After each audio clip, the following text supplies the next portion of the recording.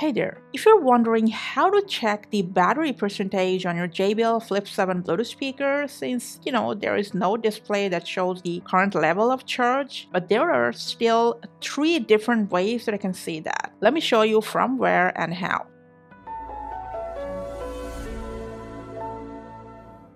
Now the first way to check battery we're going to show you is by button press. So if you turn on the device, the battery indicator will light up for a few moments.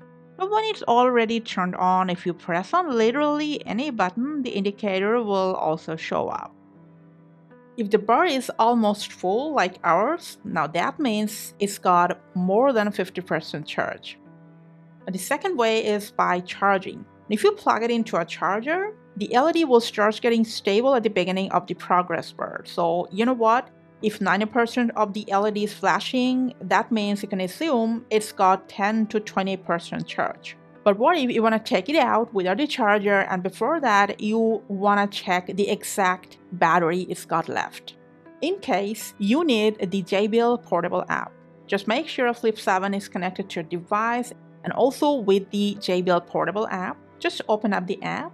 And right from the app dashboard, you can check the exact battery status of your Flip 7. Thanks for watching.